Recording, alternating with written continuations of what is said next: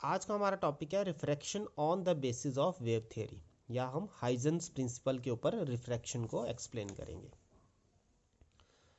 xy is the plane surface that separates a denser medium of refractive index mu from a rarer medium. Let c1 is the velocity of light in rarer medium and c2 is the velocity of light in denser medium. Then जो refractive index होता है वो होता है c1 by c2, velocity of light in air to the velocity of light in medium. ठीक है, तो ये आपके पास डायग्राम रहेगा। इसमें डायग्राम को आपने थोड़ा सा समझने की कोशिश करना है। जो नीचे वाला मीडियम है वो डेंसर है और ऊपर वाला मीडियम है वो रेयरर है। तो जब डेंसर मीडियम में लाइट जाती है तो उसकी वेलोसिटी थोड़ी कम हो जाती है। तो वेलोसिटी कम होगी और एयर में वेलोसिटी थोड़ी ज़्यादा होगी। तो वेलोसिटी ज़्यादा होने की वजह से सेम टाइम में जो डिस्टेंस कवर होगा वो डिफरेंट होगा। एयर में डिस्टेंस ज़्यादा ट्रैवल करेगी क्योंकि वेलोसिटी ज़्यादा है, और मीडियम में जाने पे वेलोसिटी थोड़ी कम हो जाएगी, इसलिए डिस्टेंस भी आपका कम हो जाएगा। तो पहली बेसिक डिफरेंस जो है दोनों में ये रहेगा कि जब आप एयर में ट्रैवल करोगे तो आपका डिस्टेंस कवर ज़्यादा होगा सेम टाइम में as compare to in the medium. ठीक है, अब हम क्या करते हैं, एक प्लेन वेव फ्रंट ले लेते हैं ए बी। ठीक है, इसमें आप क्या करते हो, 1 2 3 करके 3 रे को इंसिडेंट करते हो ए बी के ऊपर। ठीक है, अब ये कहता है कि according to Huygens principle every point on A B is a source of secondary wavelets. ठीक है, जो आपका जितने भी पॉइंट इस वेव फ्रंट पे होंगे they will act as a source of secondary wavelets. ठीक है, मतलब सेकेंडरी वेवलेट्स मतलब वैसी ही वेव्स जनरेट करेंगे जैसे कि एक्चुअल सोर्स कर रहा था। ठीक है, तो मान लो हम कहते हैं कि let the secondary wavelets from B strike X Y at A dash in time T second. यहाँ से जो सेकेंडरी वेवलेट है वो यहाँ पे ए डैश पे स्ट्राइक कर रही है इन टाइम टी। तो जो बी ए डैश होगा वो कितना होगा, वो होगा इसके अंदर कितनी वेलोसिटी है और कितना उसने टाइम लिया। तो हमने कहा कि एयर के अंदर वेलोसिटी है c1 और टाइम लिया t, तो बी ए डैश आपका आ जाएगा c1 इंटू टी। फिर वो बोलता है let the secondary wavelets from A cover the distance c two T in time t seconds. तो जो आपका ए बी डैश है यहाँ से, ये डिस्टेंस आपका कितना होगा सेम टाइम में, ये डिपेंड करेगा कि यहाँ पे वेलोसिटी कितनी है। यहाँ पे वेलोसिटी हमारी c2, तो जो डिस्टेंस ट्रेवल यहाँ पे होगा that will be c2 into T. ठीक है, ये यहाँ पे डिस्टेंस आ जाएगा। फिर हम क्या करेंगे, एक आर्क ड्रॉ करेंगे बी डैश, जो यहाँ पे आपने आर्क ड्रॉ की, और उसके बाद आप क्या करो ए डैश बी डैश को मिला दो। ठीक है, अब ये जो ए डैश बी डैश है it will act as a true secondary wave front. ठीक है, ये आपका ट्रू सेकेंडरी वेव फ्रंट की तरह बिहेव करेगा। ठीक है, या ट्रू रिफ्रैक्टेड वेव फ्रंट इसको हम नाम देते हैं।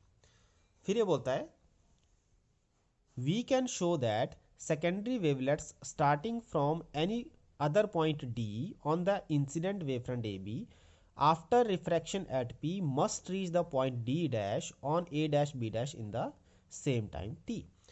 तो क्योंकि ये ट्रू रिफ्रैक्टेड वेवफ्रंट है तो किसी भी अलग पॉइंट से, जैसे ए और बी के अलावा कोई और पॉइंट हम डी बीच में लेते हैं, तो यहाँ से जो रे आएगी और रिफ्रैक्शन के बाद इस पॉइंट पे पहुँचेगी डी डैश पे, तो वो भी आपकी सेम टाइम में ही पहुँचनी चाहिए।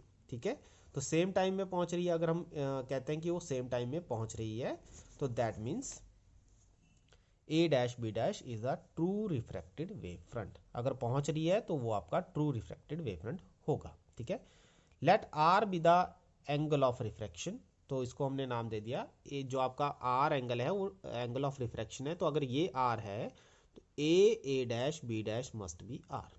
ठीक है, तो ये भी आर होना चाहिए। तो in triangle A dash B sine i, जो साइन आई आपका रहेगा वो कितना होगा, साइन आई आपका होगा B A dash upon A dash. ठीक है, परपेंडिकुलर ओवर हाइपोटेन्यूज। तो साइन आई यहाँ बन रहा है तो ये हो गया इसका परपेंडिकुलर और ये होगी हाइपोटेन्यूज। ठीक है, तो B A dash upon A dash. वैसे साइन आर निकालना चाहें आप, साइन आर निकालेंगे तो इसका परपेंडिकुलर होगा ए बी डैश और हाइपोटेन्यूज होगा ए डैश।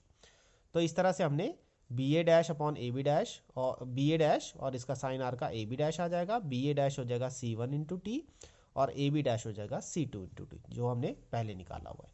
तो यहाँ से जब इनकी वैल्यू पुट करेंगे बाकी चीज़ें कट जाएंगी।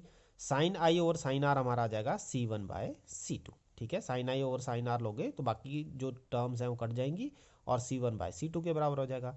लेकिन ये किसके बराबर लिया हमने, ये शुरू में लिया है म्यू के बराबर। दैट मीन्स म्यू कितना आ जाएगा sine i over sine r, ठीक है, which proves Snell's law of refraction. तो ये तो स्नेल्स लॉ ऑफ रिफ्रैक्शन है। और सेकंड ये कहता है कि इंसिडेंट रे, नॉर्मल रे और आपका जो रिफ्रैक्टेड रे हैं they all lie in the same plane. तो ये सेकंड लॉ ऑफ रिफ्रैक्शन को भी प्रूव कर रहा है।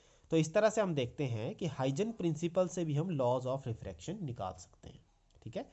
उसके बाद हमारे पास नेक्स्ट टॉपिक आता है आज का कोहेरेंट सोर्सेज। ये बड़ा इंपॉर्टेंट है, इसको आपने ध्यान से करना है।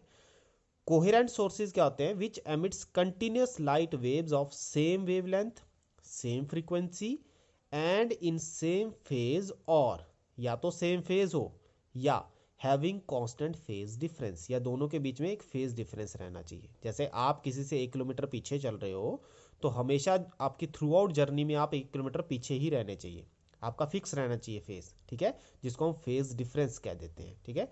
तो आर कॉल्ड कोहेरेंट सोर्सेज। तो इस तरह ऐसे सोर्सेज को हम कोहेरेंट सोर्सेज कहते हैं। इसमें एक बात और समझने वाली है कि जैसे मान लो मैं कहता हूँ कि कोई इनकैंडेसेंट बल्ब ले लो, इनकैंडेसेंट बल्ब हुआ जिसमें आपकी एक ही फ्रीक्वेंसी वेवलेंथ की लाइट निकल रही है। तो अगर मैं 2 इनकैंडेसेंट बल्ब लेता हूँ तो क्या वो कोहेरेंट सोर्स का काम करेंगे? तो आपने याद रखना, 2 independent sources of light can not be coherent. वो कभी भी कोहेरेंट नहीं हो सकते, क्योंकि जो उनसे लाइट्स रेडिएट होंगी वो कभी भी सेम फेज या कांस्टेंट फेज नहीं दे पाएंगी।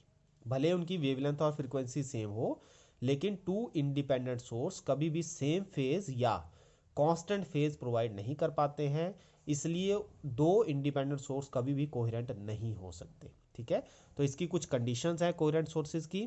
Coherent source of light should be obtain from a single source, ठीक है। ये कैसे निकलते हैं मैं आगे बताऊंगा आपको। The 2 sources should give monochromatic light. Monochromatic light मतलब जिनकी वेवलेंथ सिंगल हो, एक ही वेवलेंथ वाली लाइट ये दे, वही आपके कोहेरेंट सोर्सेज बन सकते हैं। The path difference between light waves from 2 sources should be small. जो पाथ डिफरेंस है दोनों का, दोनों के बीच में जो पाथ रहेगा जहाँ से वो आ रहे हैं सोर्सेज लाइट दे रहे हैं कोहेरेंट, वो आपका स्मॉल होना चाहिए, ठीक है। तो ये कुछ एक इंपॉर्टेंट टर्म्स हैं, ये आपने देखनी है। इसके बाद हम इंटरफेरेंस ऑफ लाइट को का टॉपिक करेंगे, ठीक है, नेक्स्ट टाइम।